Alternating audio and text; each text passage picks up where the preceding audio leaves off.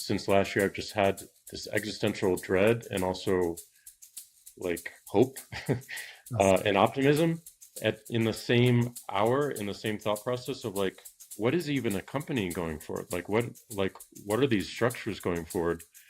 And this is the only like durable one structure that I could actually imagine lasting for quite some time.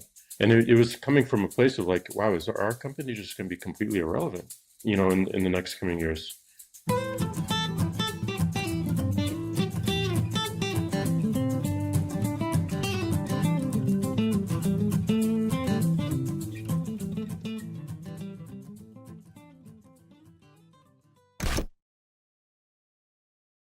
All right, everybody. We had Jack Dorsey on the pod today, founder of Twitter and founder of Block. He's the only founder to have two of his companies end up on the S&P 500. Just learned that today. That's pretty cool. Also, Roelof Botha, who's a Sequoia partner and is on Jack's board at Block. The conversation was super interesting to me. He recently put an article out that you may have seen called From Hierarchy to Intelligence. And it's a manifesto on how to basically rethink from the first principles how an organization works. How do you completely eliminate hierarchy? And how do you put AI right in the center and transform how your company works? And I let him go on that. And he was very thoughtful and he spoke a lot about it. Block is really changing the way it's organized. Before we started, he said, I'd love to get some feedback from you and from other people on this. So if you get comments on it, let her rip. He wants some feedback on it. He's in the early innings of a big transformation over there. That was about half of it. The second half of it, I just asked him for like CEO advice. I work with lots of CEOs, as you folks know. Like, how do you build an amazing board? He's certainly got some scars around board building. How do you build your second act, like the Cash App versus the original business of Square? Is it a good idea to be a CEO of two different companies at the same time? Being brave and not giving a flock versus going with the flow. And when do you really dig in and when do you kind of go with the flow? And he had some really interesting thoughts on the job of a modern CEO. So tune in. I'll be back at the end and give you some further thoughts. But I thought Jack did a really nice job and Roelof did too. Let's get into it. Jack, I read your piece. I think it's fantastic, From Hierarchy to Intelligence. Before we get into the meat of what it is, can you describe what you think is wrong with the way normal companies, hierarchies work, companies like HubSpot, companies like Block? Like, what kind of led you to this? I don't know if there's one thing that's ultimately wrong. Mm, It's just it's recognizing that like what do we see in the pattern? What is the function of the hierarchy? mm, And what we wanted to explore is just like where does it actually come from, and why does it exist in the first place? And if you look at it from first principles, it's all about information flow to a broad base of people.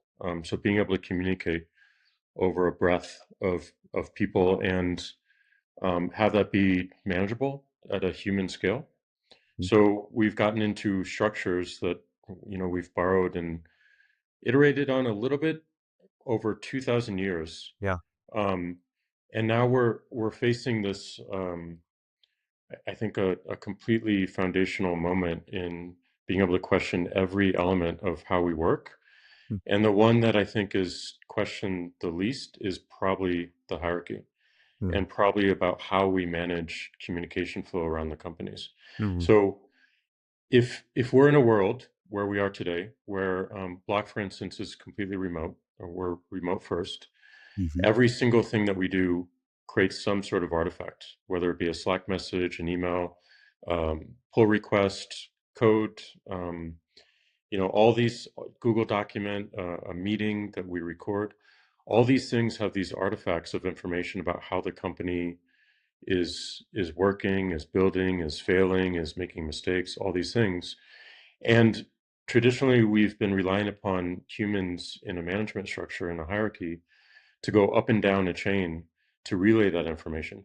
Instead, we can take all of those artifacts and put an intelligence on top of it, build a model around it, and actually have a conversation with the company about how the company is doing it. Mm. And it's not just me as CEO that can do that, but anyone in the company could have that same sort of access to information and same understanding of like what the company can do. So you get to a point where you can build these world models for companies, like treat the company as a mini AGI, for Mm. instance, an artificial general intelligence, because it really is. I mean, if you look at a company, it is an intelligence, Mm. but it hasn't been structured in the way that's the most efficient or the least lossy in terms of information flow and what people can actually do within the company. So the technology is good enough today that Mhm. we can actually model the company. We can have everyone in the company put in intent, which would be strategy or these artifacts, and we can also have everyone in the company query it as well. And it really opens the door for what's possible. Like, Roloff and I have a board meeting every quarter Mhm. where we construct a bunch of board docs, slides, presentations. Um, we get only so much time for them to have questions, but imagine if every single board member can just query the company and have a conversation with the company's intelligence in real time, and we can make that meeting time that we have every quarter really focused on more of the creative or bigger existential decisions and issues than the day to day. The same can be said for like our earnings call and analysts, like giving them like fully Reg FD possible information that is on their timeline with their questioning. Mhm. But you can scale this to any position or any role in the company, which is pretty phenomenal. And like we've just never had that ability before, and now we do. And I think the architecture and the structure of the company is ultimately going to determine its velocity and Mhm. how well it's roadmapped for customers. Correct. Mm. And just kind of drilling down on it, can you describe sort of what the organization looked like before? And granted, you're very early in this, but what's it look like now? Which roles have been eliminated? What are the new roles? Just kind of drill down a little bit into what Block looks like today and kind of where it's going. Yeah, we are early in it. I mean, just from a one measurement of how far along we are would be the depth from me to any other individual in the company, and Hmm. I would say our max depth right now is probably five Okay. folks between me and anyone in the company. Um, I would want to get that down to 2 to 3 this year, and in the most ideal case, there is no layer. Everyone in the company reports to me, and that would be all 6,000 of the company, and that feels somewhat ridiculous when you consider like the old structure. But when you consider that the majority of our work is going through this intelligence layer, um, it's a lot more manageable, and it that goes into the roles going forward. We want to normalize down to just 3 roles. Hmm. The first is an IC, which is a builder or an operator.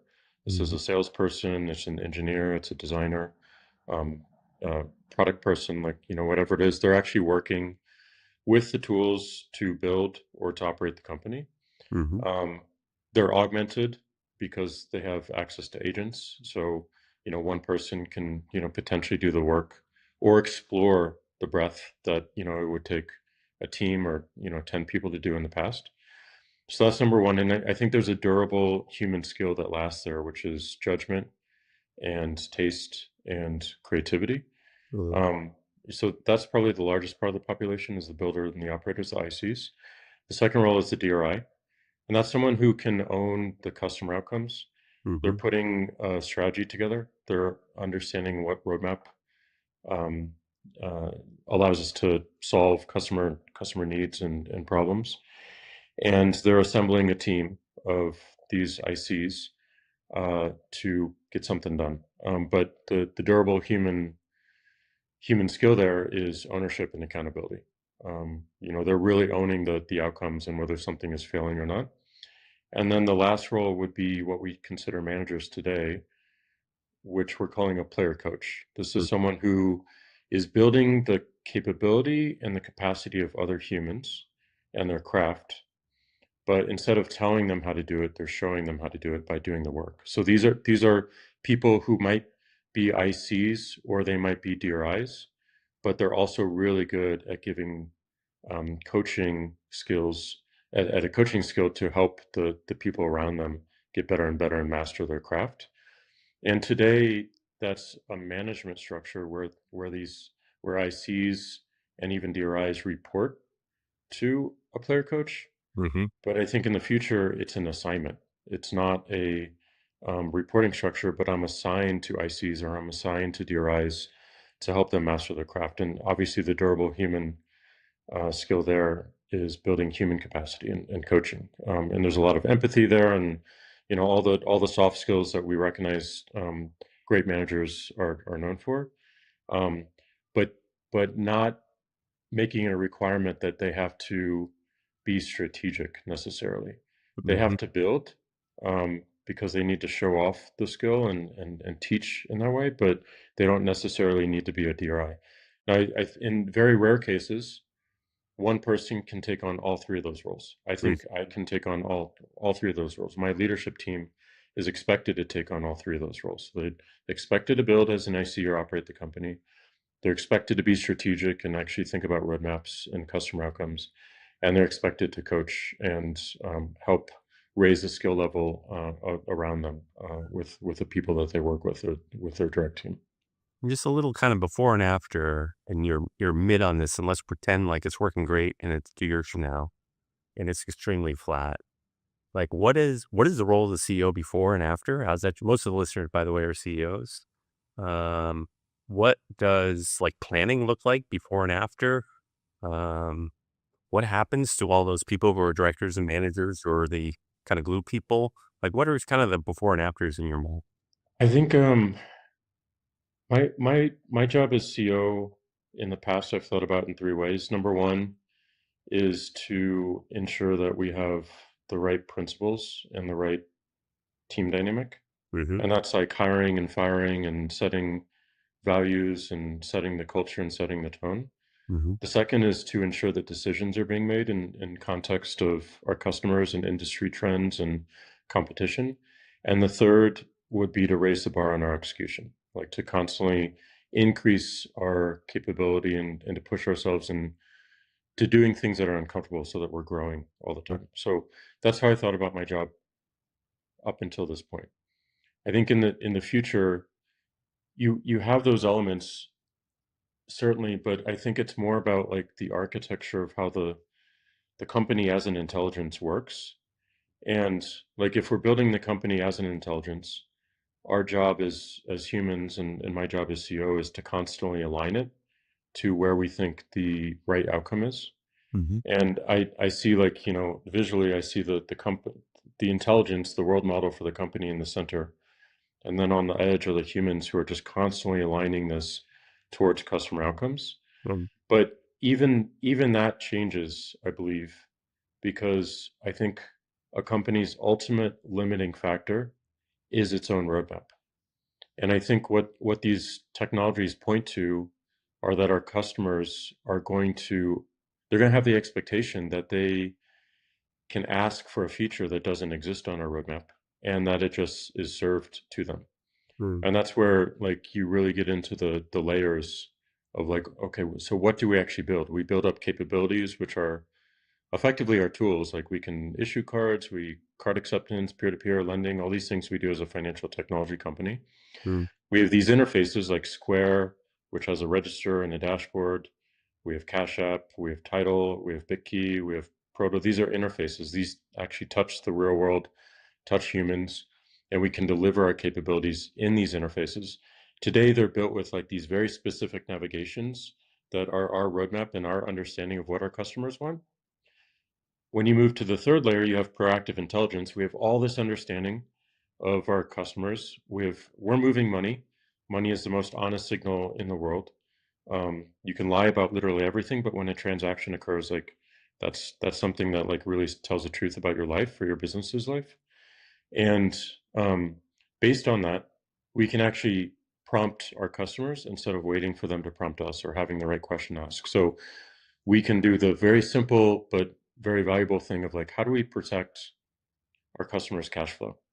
Like we have people using us as a bank account, how do we make sure that they can pay the rent and they can pay their Spotify bill and they can pay their kids' allowance and this is all sequenced in a way that allows them to never go to zero, never go negative, and have some cushion that allows them to even think about getting to saving or building wealth. And that just, peace of mind, I think, is the most critical aspect here. Um, so if we're enabling a customer, if we're able to prompt a customer and also they can ask, like, as a business, hey, I have this inventory thing that I've been using, but it's missing this feature. Can I have this feature? We should just be able to build that and compose it in real time based Mhm. on our capabilities. If we can't, and it points to a deficiency in capabilities or a gap, that's our roadmap. Yeah. So our customers, just by using and talking with our systems, are telling us what our roadmap should be, and then it's up to us to give the judgment. Mm. And then the final layer is the world model. It's the customer world model. It's the company world model. Our deep understanding of ourselves and also our customers. But I think, like, if I had to say one thing that myself or anyone in the company has to do, I guess it's this overused phrase of judgment. Mm. But it is judgment against, like, what we intend to build in the world. Mm. And is it aligned with that judgment? Is it aligned with the values? Is it aligned with the taste that we have? And is it unique or is it not? Mm. And I guess for my part, I'm the extra checkpoint on, like, is the alignment circle of humans, the edge of humans, actually working correctly? And this, I see how this works exceptionally well for Block. You have a lot of signal. How does this work for, I don't know, Sierra, Workday, somebody who doesn't have the quality signal, the frequency of signal? Does it apply or it doesn't work as well?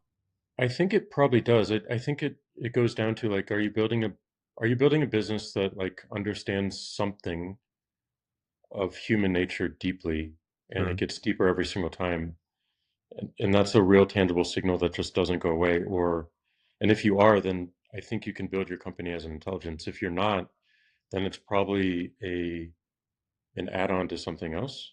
Mm-hmm. And I think most of the industry is thinking about AI as, like, a co-pilot, as something that is augmented onto, Mm-hmm. rather than, like, how do you just rebuild our whole company with this as the core? Like, and if it doesn't make sense for your business to do that, and you end up being or looking very similar or rhyming too closely with the frontier labs, then I think it's going to be a very, very challenging to differentiate and um, and survive. And that's kind of what's been leading me to all this, is, like, I just, since January of 2024, which is when these tools really came to bear. Like, Goose, which is a agent coding harness, was 1 month before Claude Code in January of 2024, Mm-hmm. and Claude Code came out that following month, and then, like, was really put into out of beta in May of that year.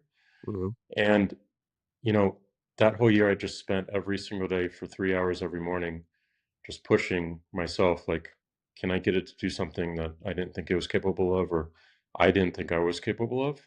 Mm-hmm. And every single day it worked. Like, every single day I was surprised. And it's it I'm sorry, it wasn't 2024, it's 2025. It's only been a year of those tools, like 1 year. It just, the compounding nature of this um is pretty incredible. So, being able to, like, uh see that, understand it, and then shift your company to be ahead of it, I think, is absolutely critical right now. And I don't think people are feeling it enough. They're just living in this abstraction of, Mm-hmm. like, oh yeah, like, these tools will make everyone in our company 10x more productive. I don't think this is a productivity thing. I think it's a structural thing that Yeah. needs to shift. Think you're right. I think of people are thinking of it as co-pilots and individual productivity versus I think your idea is complete business transformation. And I think it's super interesting and compelling. Can I add one Yes. Yes, please. thought I've had as I've listened to this so far?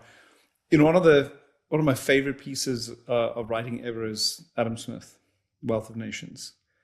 And this idea that if you have the right signals, you can rely on the self-interested behavior of many small participants in the system to actually lead to optimal outcomes. But you just need to have the right framework and the right system. I think the way that many companies work today is a little bit more command and control. Very much. And you have hierarchies and you have political actions and people, are jockeying for position, and it's not always clear what is actually true. And I think part of what we're envisioning here is you have a system that's just ground truth, and you do away with all the layers. You get back to the kind of productivity that founders often long for. They long for the days when there were 100 people and not 500 people, because they were so much more productive. Why? Because you had, lots of transparency, limited hierarchy. And so I think the possibility here, as Jack was saying, is instead of just focusing on individual productivity, you reimagine how we work together as humans. And you can do it with far smaller number of people that are far more productive, yes, but there's a different way of working together where you get the right signals. And it's much more similar to a capitalist system where the signals tell you what to build. It's not somebody who pounds the table harder who gets their product approved. It's just, listen, more customers want this than that. That's how we're going to decide what to build next. So for me, there's something quite magical in that realization. Yeah.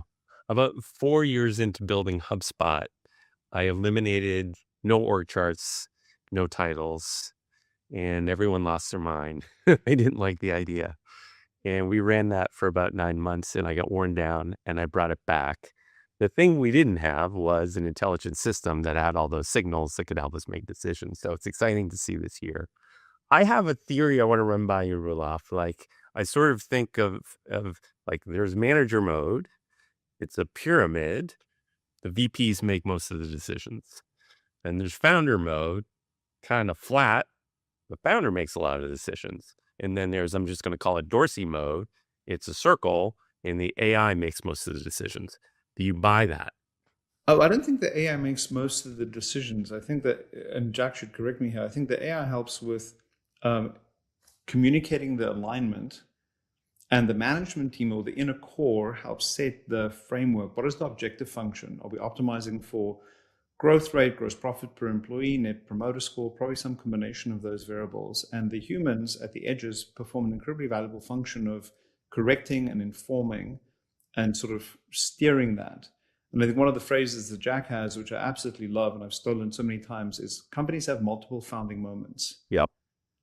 There's so many smart people in your company that have clever ideas that every day inflect the product, introduce something new. And so this idea that there's just, one person who's the brilliant person who comes up with everything, I just don't think, I don't believe in hero worship or the converse of that, where you sort of scapegoat people. I think it's harnessing the best of your team to really advance the company. So I subscribe to the circle idea.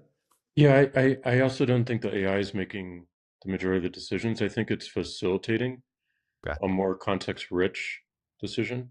I think ultimately, like in the most ideal case, our customers are actually making the majority of the decisions because they're just based on their queries and what they're trying to do with the system. Delineates like where our roadmap should go, and then it's up to our judgment as to whether that's consistent with what we want to be and what we think is most strategic or not.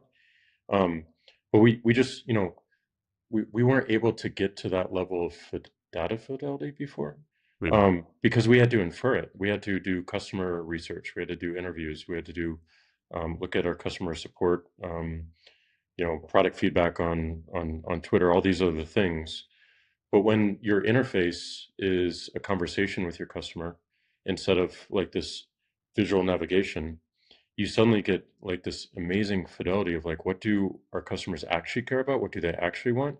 And it's up to us then to decide if that's consistent with what we want to be as a company, or if they should be going elsewhere to do that. And then I think all these things are going to blur. That's the craziest thing is like, again, since last year, I've just had this existential dread and also like hope and optimism in the same hour, in the same thought process of like, what is even a company going forward? What are these structures going forward? And this is the only like durable one structure that I could actually imagine lasting for quite some time. Yeah. And it was coming from a place of like, wow, is our company just going to be completely irrelevant? In the next coming years, or even sooner? Like, what do we actually differentiate on? What do we have a moat around? and what do we need to be to defend and also to grow that, um, and like what are the and all that follows from customer expectation. Like the most amazing thing about OpenClaw to me was that um, people wanted to take this thing and contain it into a Mac Mini Yep. and make it very tangibly theirs, um, and have all this agency around what they did with it. Mm. And we're seeing Square sellers do stuff with it like that, Mm-hmm. and interface with the Square APIs. And we're seeing Cash App customers, and these are like not tech people. These are just like people. I want a bot to help me manage my life. That agency, independent of your thoughts on like how good of a system OpenClaw is right now, it'll get better and better. But the intent behind that is agency. I want to tangibly control this intelligence and for it to better me. And what it makes possible for me is incredible. And that expectation floor has just risen dramatically. And that leads me again to like, yeah, our limiting factor as a company is our roadmap. Like we need to remove that from the equation. We need to ensure that our customers are truly building alongside us, Mm-hmm. um, and that they, are seeing us as a series of capabilities that makes their desires fast and easy and valuable. So like it really goes back to the capability set that we have, and Mm. then like the intuition of the interface that we have, and then like how intelligent our world models can be to be helpful and to compose UI in real time. Um, I spent this morning at a company called Rogo here in New York City. They read your article. Let's say you're advising the CEO of a 100-person company. They've already got their hierarchy. What should they do? Should they start with their system? Should they start with data? Should they start with the org? Like, how should people go about, you know, running the Dorsey playbook?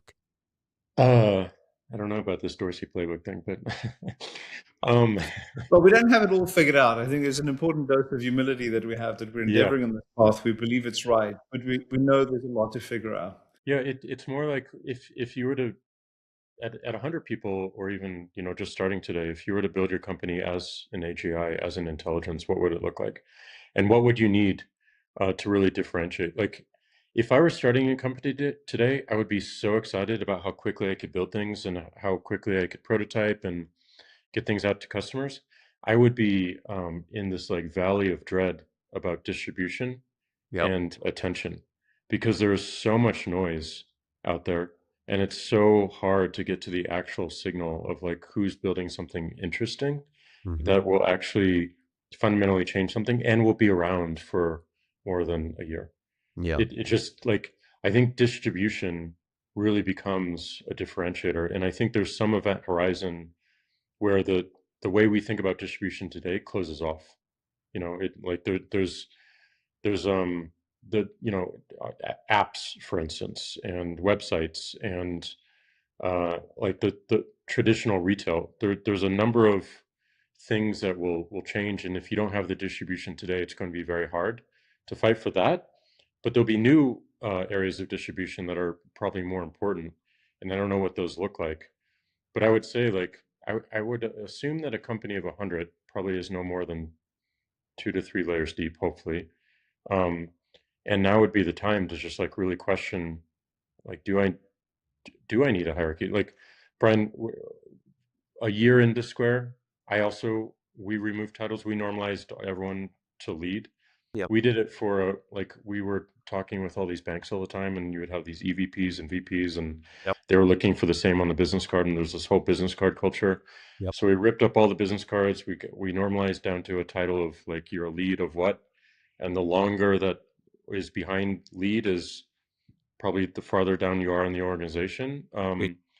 And we've kept it like, we don't have titles. We have like, what do you lead? Going back to like the DRI thing, what are you ultimately responsible for? And I think it's helped us a lot. But this is another step. Like, if you're starting today or you're 100 today, like, what is actually fundamental to solving your customers' problems, and where is the hierarchy getting in the way of that? And look at all the tools you're using. Like, look at all the information you're generating just by doing your work. Like, just putting that into an intelligence and being able to query it will give you an understanding of the company that like is 2 to 3 times more than you had before ever, True, because you're relying on people telling you things. true. And that doesn't always happen for various reasons that Roloff spoke to in terms of agenda or politics or emotions or empathy, all these things. Imagine if your company was entirely legible, like entirely legible, every aspect of it. And we're not far off from that from a data perspective. It's putting the intelligence on top of it and making it useful, and then making it proactive. Like that's the hardest bet, is like we can determine causal, getting to predictability for these world models around the company and customer is still right now very much a research bet. But like it's one that it's imminently solvable. Hmm. Can you guys just take me behind the scenes? Like, Jack, this was a really bold move. You laid off 40% of your employees. Just like for CEOs listening, what was that debate inside? Like, how big should it be? How bold should it be? Ruth Port's got this good line: if you can eat a shit sandwich, don't nibble. And you seem like you took a big bite. What was that debate behind the scenes? And then Ruloff, like, how did he pitch it to you guys? And what was the board's reaction? Just like behind the scenes on that. Yeah. So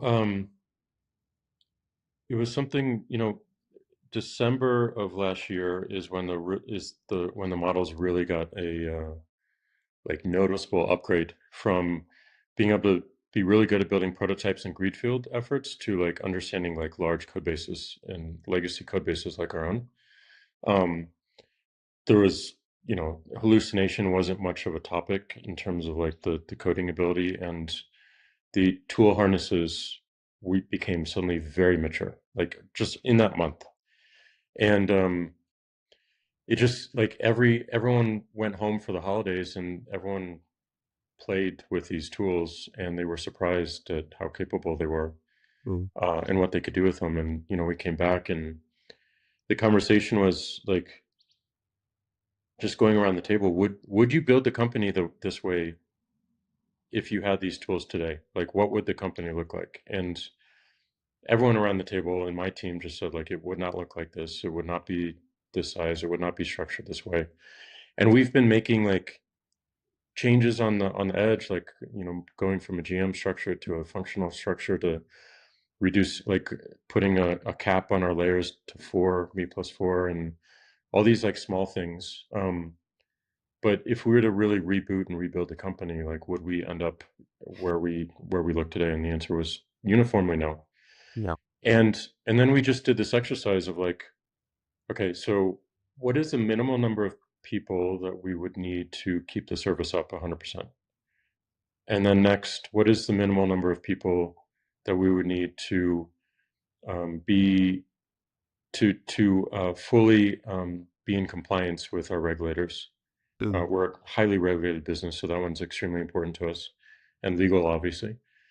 And then third, what is the minimal set of folks that we need in order to grow, to fulfill our commitments we've made to the street, but also rebuild the company as an intelligence? And that's roughly the number that we got to. And we built in some buffer in case we made mistakes, which we did. And hard not to, especially operating the way we have. Like, I think going forward, it'll be much easier because more of the company will be legible, and all of our actions will be a lot more legible. So I'd have a lot more confidence going forward than not. But it was that, and that was a span of exploration to execution in under 3 weeks. And I think generally I wanted to make sure that if we knew that this was what our company was going to be in the future, I didn't want to have to do it with our backs against the wall. We're a yeah. public company, and there's various challenges there, and other companies will probably get to this realization at some point. I don't want to react to that. I want to I want to be ahead of it, because then we can do it with a lot more integrity. We can do it with a lot more generosity. for the people that we're asking to leave, and even for the people that we're asking to stay. And we're not just reacting into something mediocre. We're acting towards excellence, and like that's just the tone that we wanted to set. So um, every day it was just like constantly checking, like, are we doing the right thing? Is this the right set of folks? Like what are we not thinking about? What are we not talking about? And we kept the group very, very tight, and had a conversation with the board, which was, on my perspective, very open to it, and actually more than open, more like, yes, we agree, like we should do this, but I'll let Roloff speak to that. Mm. It was a very quick process. Okay. I think part of what helps is that Jack had written us a very detailed note Mm. laying out the logic. It's principled. It's not, as Jack was saying, it's not reactionary. It's very well laid out, very logical. It was clear that the company and the management team was interested in a conversation about how to make this work, as opposed to being dogmatic and saying, have it all figured out. So even in the course of those 3 weeks, elements of this evolved, and it evolved in light of feedback from management team members and board members. Mm. Some of where we started in the first of those 3 weeks is different from where we ultimately landed by the time the announcement took place. Mm. And I also think it's just an example of where we've built enormous trust between the board and the management team. We've been through a lot as a team, and so we have a lot of shorthand to be able to make crucial decisions like this. We gathered several times in quick succession to make sure we drilled in on the key issues, and the board was fully supportive. You two, Rudolph, you've been on a lot of boards. Jack, you've had your ups and downs with different boards. Any advice for these CEOs listening that should they start bringing at 100 employees? Should they start bringing independence? Should they, like, how do you build an amazing board that really serves the company well, the employees well, the investors well, the customers well? Like, what's your advice on that? I mean, early on, I always told myself and my team that, like, your first board is your investors, right? Yep. And I would treat that relationship as a hire you can never fire, and in fact, they can fire you. And Yep. I've been on the other side of that. So it really puts pressure on finding the right person that you'd actually want to work with at the company, knowing that you could never fire them. Mhm. And again, they can fire you. And for me, it was around, I think a lot of young founders kind of go for the brand names, especially around VCs, but I always wanted to go for the person, and that's why Roloff, we were optimizing for him to be on our board and be an investor, but like it was the fact that, like, he would up level our conversation, up level our execution more than anything else, and challenge us along the way. So even as you think about adding independent board members, like the core function of a board is to ensure that the company has the right CEO. Like, that's their one job. They have all these committee responsibilities, but the ultimate fiduciary duty is, like, do we have the right CEO going Mm. forward? And I think you have to build a board that has different perspective on that, and that is open to wild ideas, things that are going to just seem like crazy Mm. in the moment, which, like, this one might be, but it can be rationalized if we talk through it and we, like, really document it and paint a picture of, like, where this could go, and, like, what the opportunity cost is if we don't do something. Because, like, if we didn't do something like this, I just imagine, like, every year it's a 10% riff or 20% riff or whatever it is, and, like, that is just the most demoralizing, like, crappy, like, non-creative building of a company ever. And it's all, with your backs against the wall, and, like, it just feels like losing constantly. And I, I had a conversation with the board, like, I don't want that. Like, I don't want to be at a company like that. Like, Yep. it doesn't make sense. It's soul crushing, and it's just not inspiring, and I don't feel good about it. So here's what I do feel good about, and, like, let's go. Let's challenge it. Rudolph, you're on a lot of boards. You're on some really good ones. advice for CEOs how to build a board? I think the first financing when you get an investor, if you're getting an investor board member, you should treat it as a recruiting decision, not a financing decision, because it'll have a much bigger bearing on the ultimate outcome of your company. Mm-hmm. And then I'm generally a fan of getting a very good independent board member within a year or two. Okay. Certainly by the time you get product market fit. And I think there's a different relationship that the founder has with the investor board member by virtue of what Jack described. That sometimes that person may come to the conclusion that the founder is no longer the right person to run the company, maybe rightly, maybe wrongly. If you can get an independent board member, there's a different relationship that the founder has with that board member. And especially if that person has previous experience, it can be a fantastic mentor relationship to help the founder on that journey, depending obviously on their level of experience.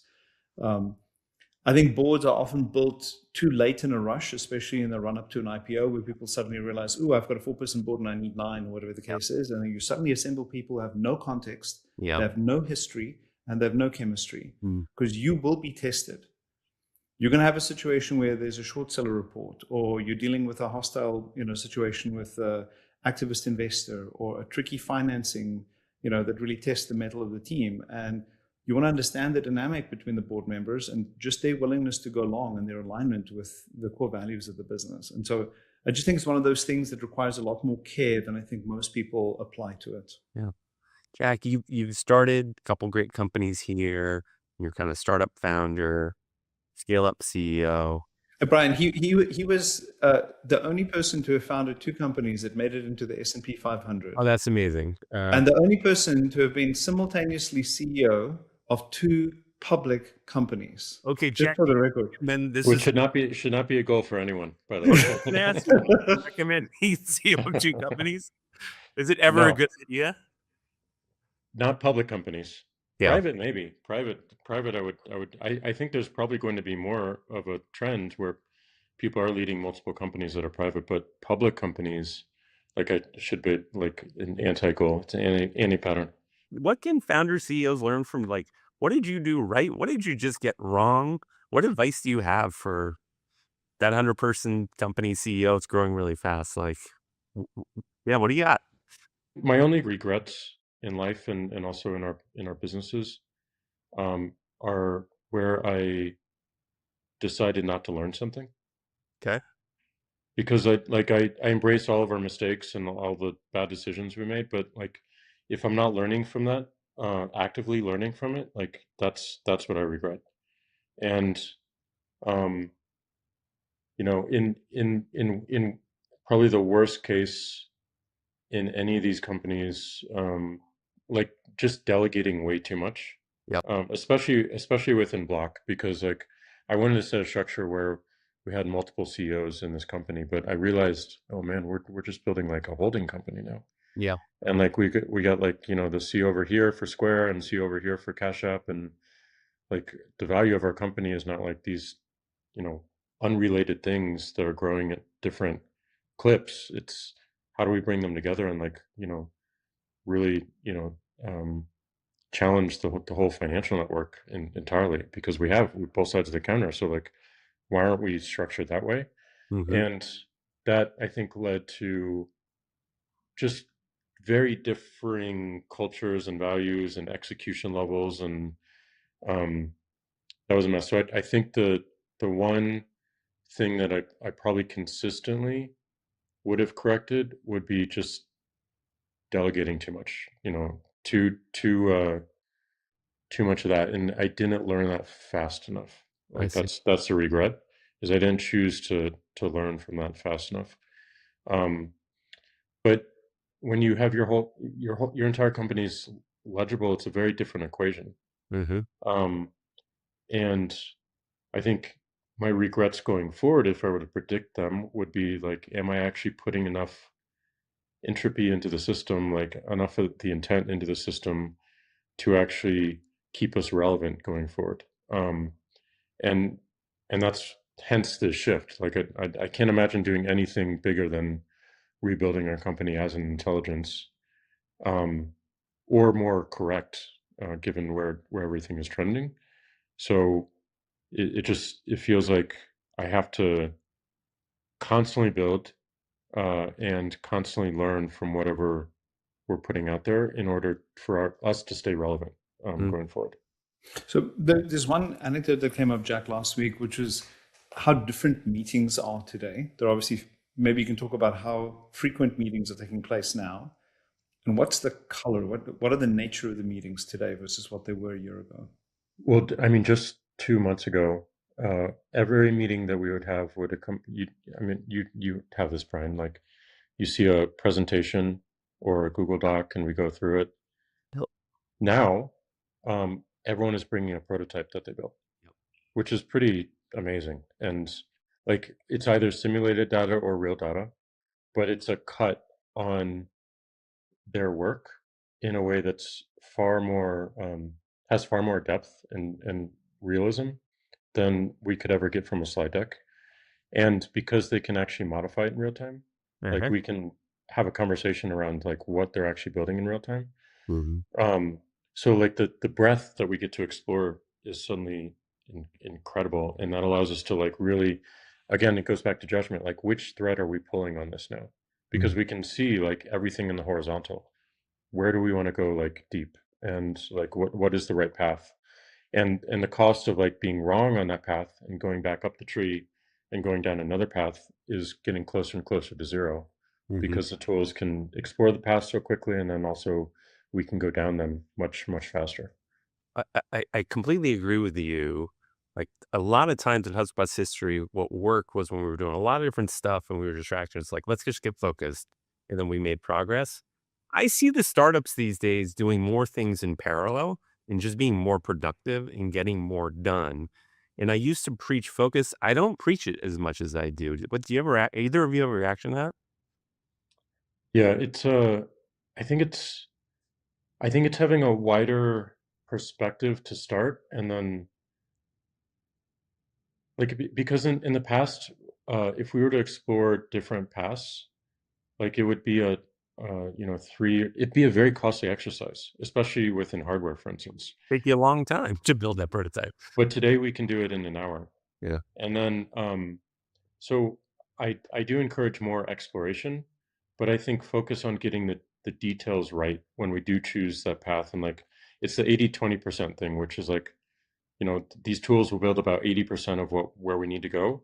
Yeah. And then that last 20% is going to be a function of like how good our creativity, how good our taste is, how good our judgment is, Yeah. and just constantly pushing these models to doing something we didn't think they were capable of. Mm. And that's where I think the magic still happens, and where I think the focus still comes to bear.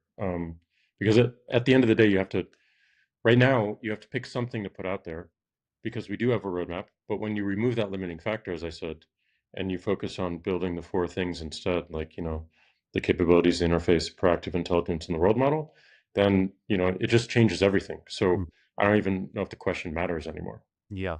A lot of CEOs are struggling with the second acts, and you've done amazing second act work at Block. You did interesting stuff with Blue Sky, interesting stuff with Spiral.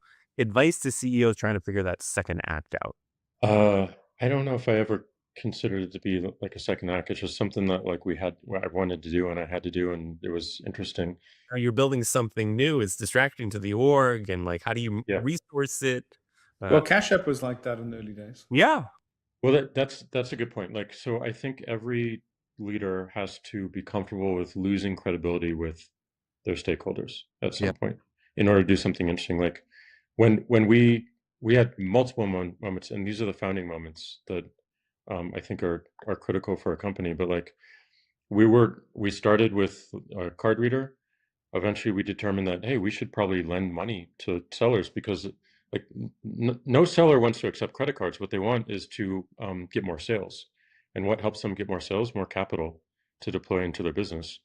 When we first brought it to our board said absolutely no. Like, you're not getting in the lending business. Like, that's ridiculous. And I lost some credibility with the board and our population, because we wanted to do this and we kept pushing it and pushing it, and eventually they said yes. Cash App was the same thing, where we were about merchants. Our mission was make commerce easy, Mm. and we built this thing that allowed effortless peer-to-peer, as Mm. effortless as just, sending an email to start. And our our COO at the time was on the founding team of PayPal, Keith Raboy, Yep. and even he said no. And he said, like, this is a solved problem.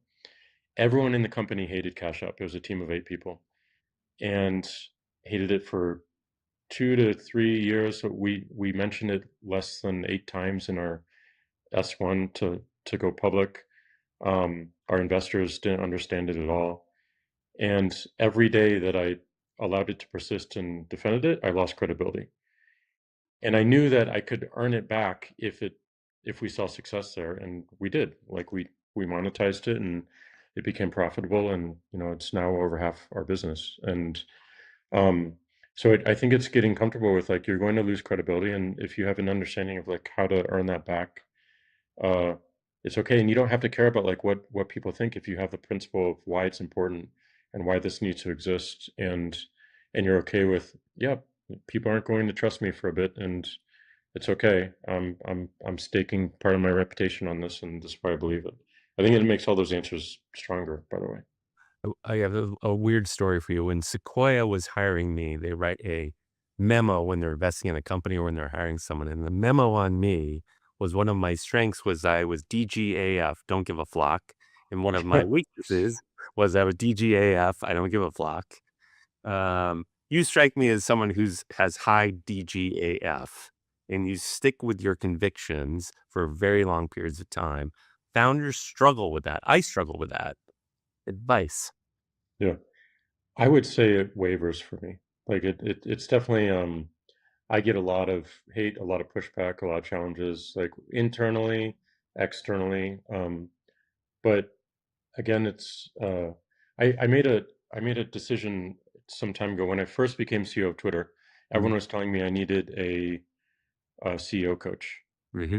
and I got the CEO coach, and he was a great guy, but like I was learning absolutely nothing.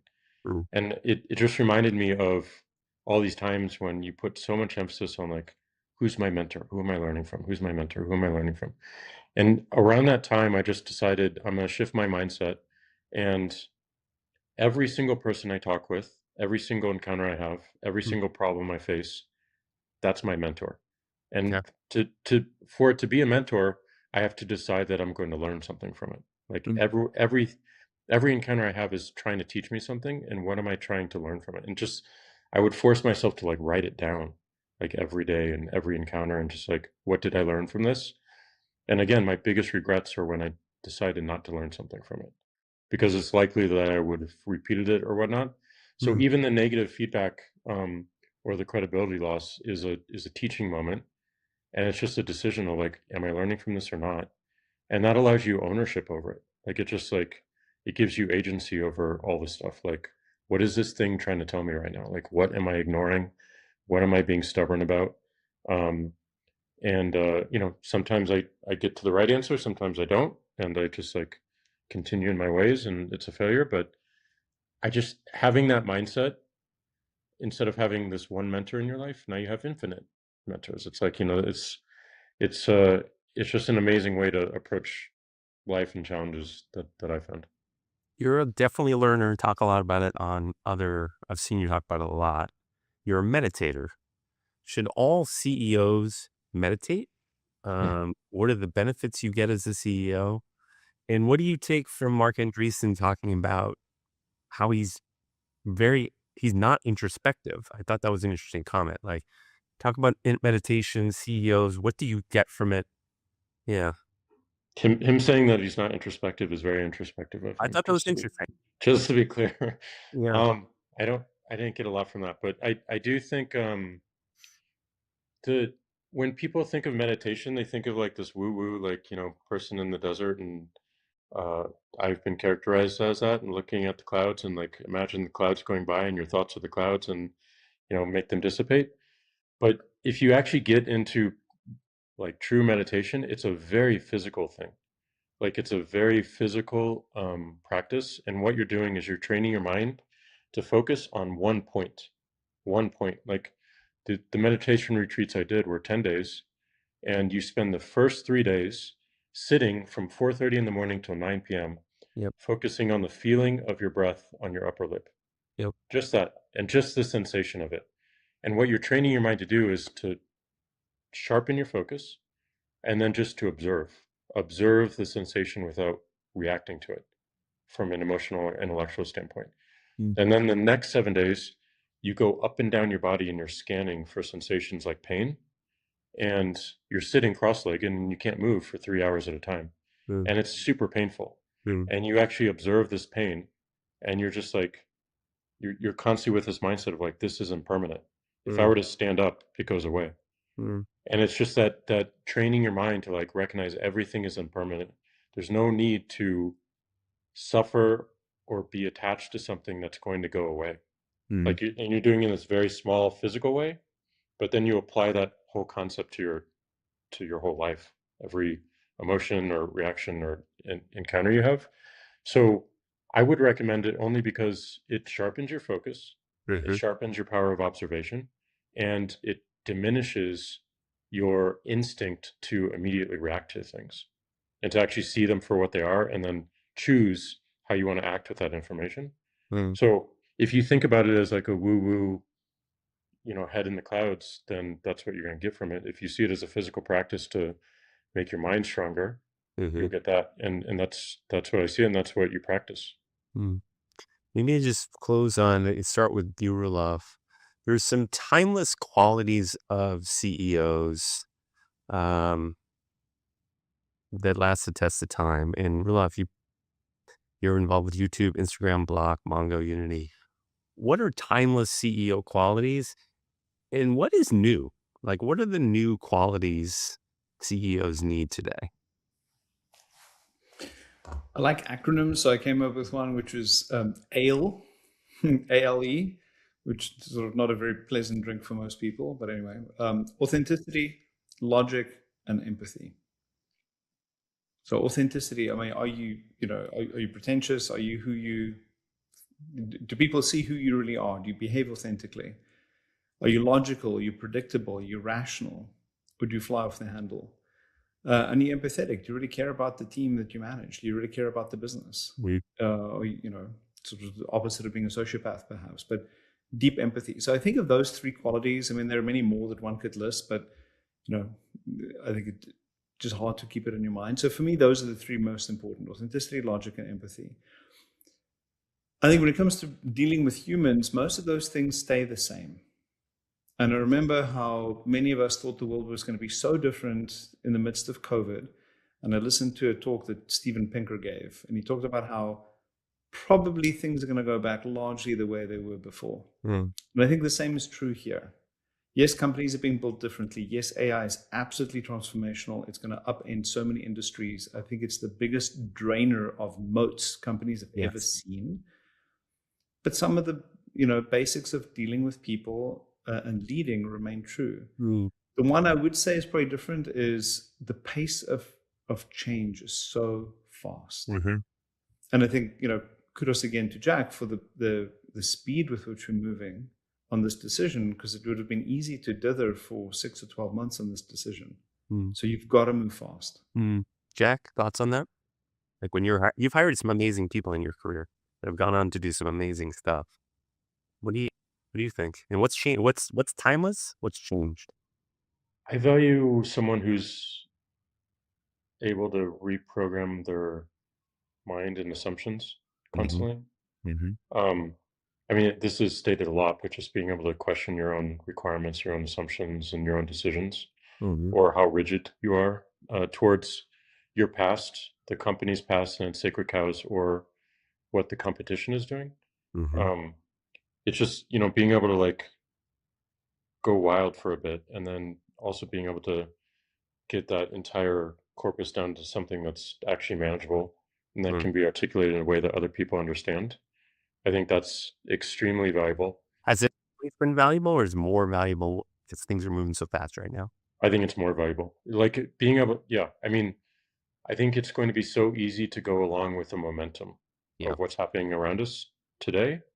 And it's going to be increasingly hard to break free of that momentum, given what the tools do and like This is the way we do things. And I think people will, because we're offloading some of our intelligence to intelligences, Yep. and people will go along with more likely to default to what these things are suggesting Mm-hmm. rather than seeing them as an input.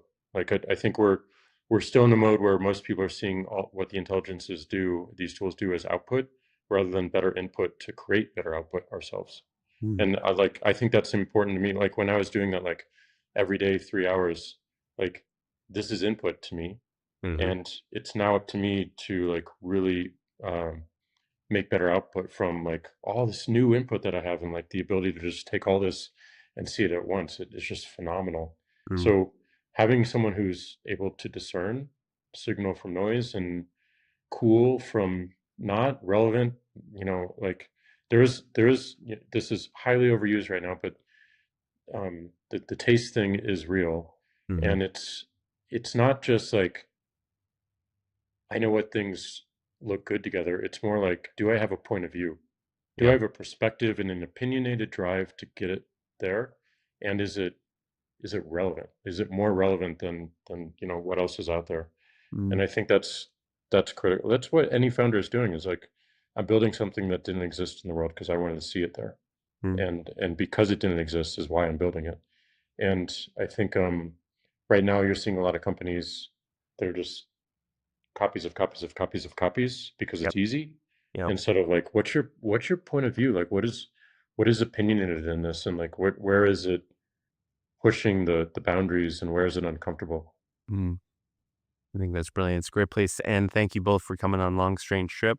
I love the article you wrote. I think it's going to be game changing for lots of companies. Appreciate you both. Thank you. Thank you, Ryan. Thank you, Jack. Thank you. Hope you like that. I really enjoyed speaking to him. He's an unusual Homo sapien, and he's got some interesting thoughts. I think his ideas on how to transform the way you build a company and rethink the hierarchy, they kind of make sense to me. And I feel like at some point in the future, it's somewhat inevitable that this kind of thing's going to happen. And I sort of think of it as like when I grew up in my career, I worked at this company, PTC, in the 90s. It was very, very manager mode, very hierarchical. The power rested in the VPs, essentially. When I ran HubSpot, they didn't call it founder mode then, but it was kind of founder mode. Instead of being a pyramid, it was flat, and a lot of power was rested in the founder's hands. He's sort of proposing the Dorsey mode in my mind. He laughed about it when I said it, but I think of it as like, what's next? And it's more like a circle than a really flat organization. And the power rests in the system. And the system makes a lot of decisions and can react real time to the employees and the customers. But I think of Dorsey mode as getting rid of the hierarchy altogether, building basically the brain, getting the inputs right, and having it making a lot of the decisions that the hierarchy used to. I think he's onto something. I'm curious to see what you think. Comment on Twitter or comment on YouTube. I'm curious about your thoughts on it. I think Jack would be curious too. He's in the very early innings of rolling this out, and he's looking for feedback on it. Anyway, appreciate you all. Thanks for tuning in.